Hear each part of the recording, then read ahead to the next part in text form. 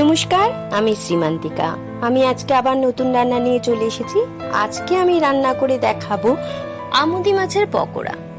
আমুদি মাছের পকোড়া করতে কি কি উপকরণ লাগে একটু দেখে নিয়ে, আর দেখতে দেখতে আমার চ্যানেলটাকে সাবস্ক্রাইব, লাইক, শেয়ার করতে ভুলবেন না। তো সঙ্গে থাকুন, দেখতে থাকুন।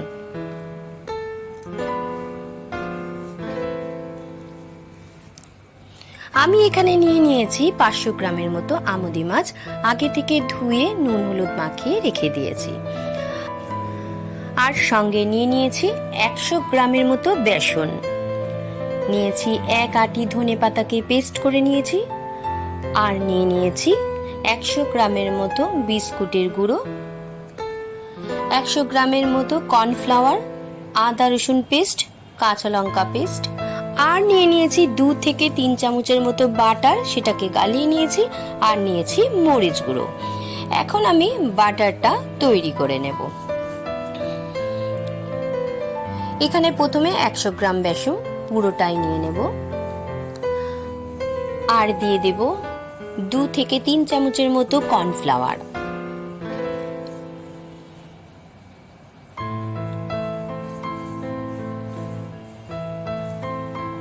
আর দিয়ে দেব বিস্কুটের গুঁড়ো 2 থেকে 3 চামচের মতো বিস্কুটের গুঁড়ো, আর দিয়ে দেব হাফ চামচের মতো রসুন পেস্ট, হাফ চামচের মতো কাঁচা লঙ্কা পেস্ট, হাফ চামচের মতো আদা পেস্ট।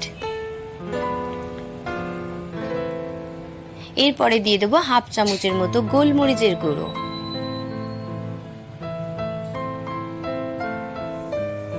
এরপরে দিয়ে দেবো স্বাদ মতো নুন,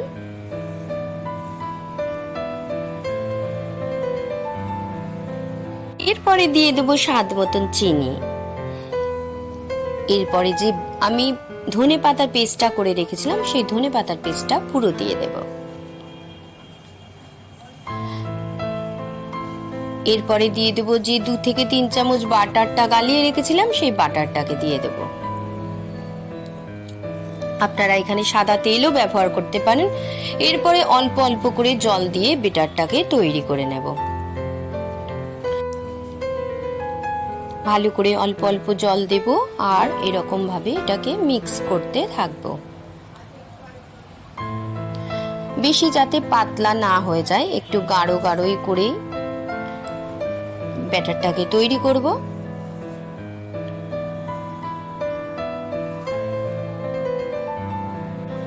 খেয়াল রাখতে হবে যেন বেশি পাতলা না হয়ে যায়। ঠিক দেখুন যে আমি যেরকম ভাবে দেখিয়ে দিলাম, ঠিক এরকমই একটু গাঢ় গাঢ় করে এটাকে বাটারটাকে তৈরি করতে হবে।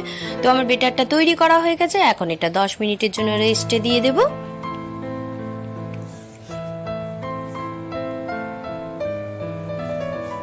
এখন আমি এখানে ইন্ডাকশন ওভেনটা জ্বালিয়ে কড়াটা বসিয়ে দিলাম।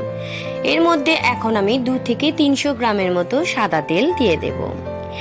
একটু ডুবো তেলে ভাজতে হবে, ধিমে আঁচে ভাজতে হবে। তেলটা গরম হওয়া অবধি আমাদেরকে অপেক্ষা করতে হবে।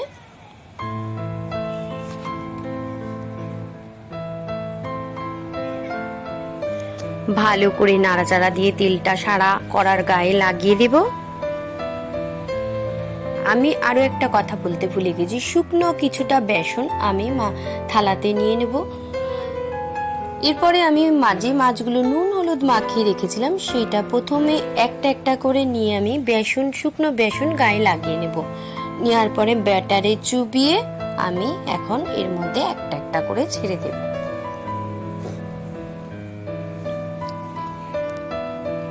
কারণ যেহেতু মাছটার গায়ে জল থাকবে, চট করে ব্যাটারটা নাও ধরতে পারে, তাই একটু শুকনো বেসন লাগিয়ে নেব।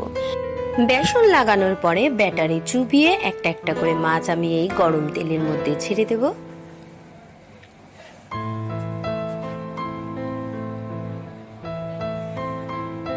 পরপর 3-4টে মাছ আমি তেলের মধ্যে ছেড়ে দেব। ধিমে আঁচে ভাজবো।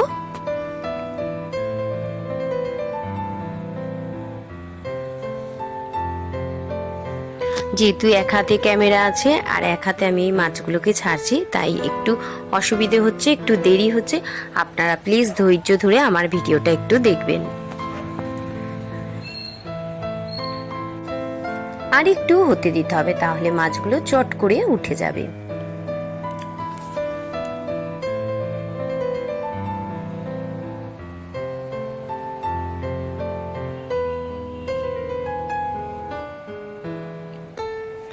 একটা পিঠ হয়ে গেছে, এখন আমি আর একটা পিঠকে উল্টে দেব। দেখুন একটা পিঠ কেমন লাল লাল হয়ে গেছে, আর খুব সুন্দর একটা গন্ধ বেরিয়েছে, ইয়ামি ইয়ামি টেস্টি টেস্টি। তো আপনারা বাড়িতে এটা অবশ্যই ট্রাই করে খেয়ে দেখবেন, খুব সুন্দর লাগে। আমরা অনেক মাছই খাই না, কিন্তু এইভাবে রান্না করে খেলে ভীষণই ভালো লাগবে, সবারই ভালো লাগবে, আর সবাই খুব সুন্দরভাবে খেয়ে নেবে।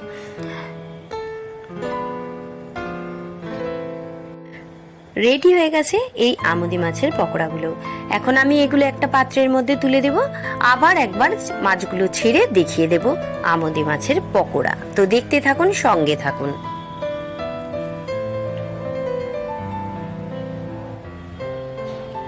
আবার আমি একটা একটা মাছকে একটু বেসন, শুকনো বেসন গায়ে লাগিয়ে নেব, নিয়ে ব্যাটারে চুবিয়ে আবার ছেড়ে দেব।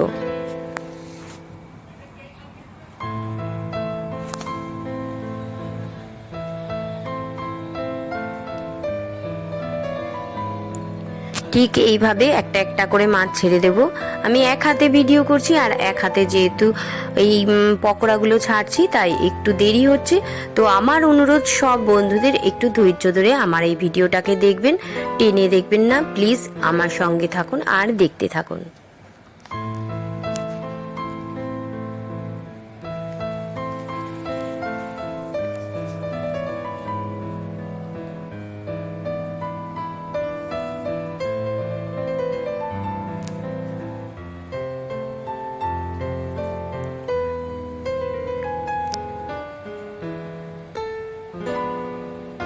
এবার আমি মাছগুলো ছেড়ে দিয়েছি, এবার খানিকক্ষণের জন্য হতে দেব। ধিমে আছে যেহেতু ভাজছি, একটু সময় লাগবে, একটু নাড়িয়ে দেব, দিয়ে একটু সময় নিয়ে ভাজবো।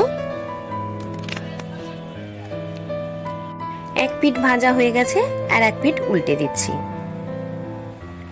খুব সুন্দর, কি বলবো যে কি ইয়ামি ইয়ামি টেস্টি টেস্টি গন্ধ বেরিয়েছে, বলেই বোঝাতে পারবো না, এত সুন্দর গন্ধ বেরোচ্ছে। আপনারা যখন এই পকোড়াটা বানাবেন, আপনারাও এরকম একটা সুন্দর গন্ধ পাবেন। এগুলো ভাজা হয়ে গেছে, আমি একটা পাত্রের মধ্যে তুলে নেব, আর সব পকোড়াগুলো এইভাবেই ভেজে নেব। তো আমি এখানে সার্ভ করে দিয়েছি আমুদি মাছের পকোড়া, সঙ্গে দিয়েছি টমেটো সস, আর দিয়েছি এক টুকরো লেবু, 2 টুকরো পেঁয়াজ, 2 টুকরো শসা, আর সঙ্গে দিয়েছি ধনেপাতা। তো আপনারাও বাড়িতে এইভাবে বানিয়ে খেয়ে দেখবেন, আর আমায় কমেন্ট করে জানাবেন। আজ আসি, আবার আসবো নতুন রান্না নিয়ে। ততক্ষণ আপনারা সাবধানে থাকুন, সুস্থ থাকুন, ভালো